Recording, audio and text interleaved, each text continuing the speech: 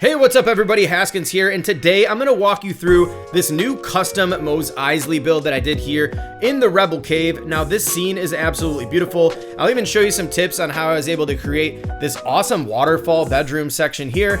I love this build and have not had more fun building anything in this game yet. I think you're going to really enjoy this one, so stick around and just enjoy the vibes of this build. Let's check it out.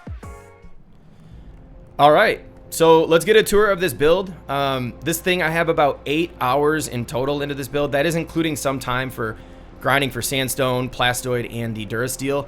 As you might know, the Mose Eisley stuff in these Star Wars decor items are very expensive when it comes to those materials, so there's a lot of time to get that stuff together. This is also in survival if you were wondering.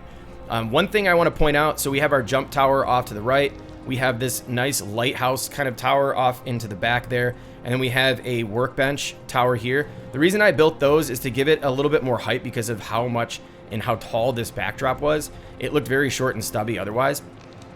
But yeah, if we make our way into the interior right here, there's absolutely nothing special going on just yet. I do plan on decking this out in a future video.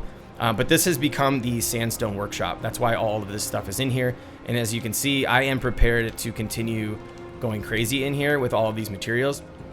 But yeah, that's why this is the way it is right now.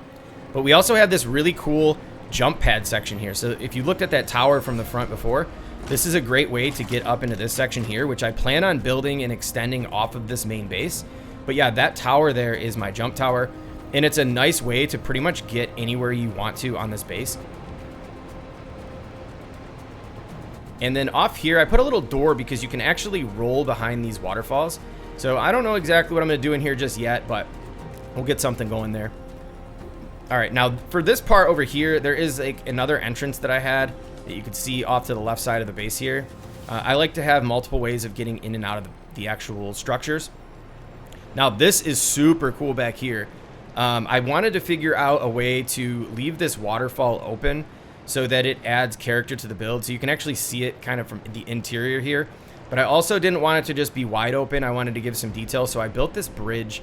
It's not fully complete yet. I just don't know what I'm going to do in terms of building legs that come down because it interferes with this section.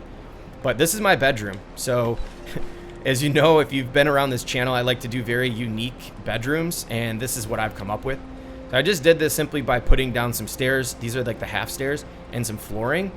And I did it in a way to where the water peers over the top of the floor just slightly to give it that nice look. And then also, if you notice, there's like a orangey glow or a gold glow to this section here. Let me show you a little tip on how you can do that. Now you can roll behind the actual waterfalls here, and you'll see there is a campfire back here, which gives it this nice golden ambiance. Because without that, it doesn't look as good as it does right now. So just a nice little trick for you all. Now, you might not have noticed this, but there's also a secret underneath fishing spot. Now, it's very tight in here, but there is always an epic fishing hole right here, which is really cool. And I love this. So I'm going to put some chests down here and some stuff for fishing materials because I definitely plan on utilizing that spot. So now if we make our way back out, we can now take these stairs up top where we're on our second level. Now I have a room here where, again, no decor is in here, but I'm gonna create some kind of like computer room with a bunch of blue and red lights in here. I think that'll be really cool. And then this is just like a balcony overhang. This is the front end of the build. And we just have a couple little different decor items up here to spice it up. But you can make your way upstairs over here onto this third level, which again is just the rooftop, nothing functional about that. But I did incorporate the winding staircases from Lockheed's Lighthouse. I think that they work very well in this area rather than having a straight staircase. So I love the use of these. And not only do we have one there, we have another one here that you can step down onto the other side of this secondary platform. So it's really nice where these stair placements are to get around this build. And then right here we have this light tower that I put together, which we're also using the winding staircase to get up to the top. Now, this is the Lockheed's Lighthouse light, which it's super nice to put one of these inside of these circular windows, because if you take a look from the front end, it actually shines out there pretty bright and from a good distance. So that's a really neat little tip and trick. If you're building some of these things, you can use that light to your advantage to create that nice glow up top there. Now, if we make our way back up to the second story balcony area, there's this cool section back here where I feel like I can build out a lot of neat like command center controls and stuff like that. I just didn't really think through the design totally. And then these stairs also take you back up to the top section, where I don't know what it is, but these guys always congregate around the satellite.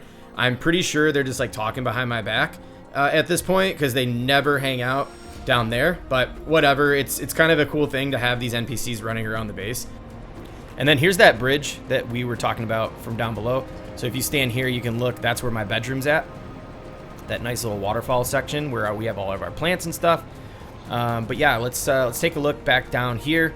I want to show you my future plans for this base, which will consist of about 4 or 5 additional custom structures of equal scale in sections like this throughout the cave. So if you're interested in following along in the progress of this project, I will be doing a multi-part video series covering all of the cool builds that I'll be doing. So make sure you're subscribed to the channel with notifications on so you don't miss out on those.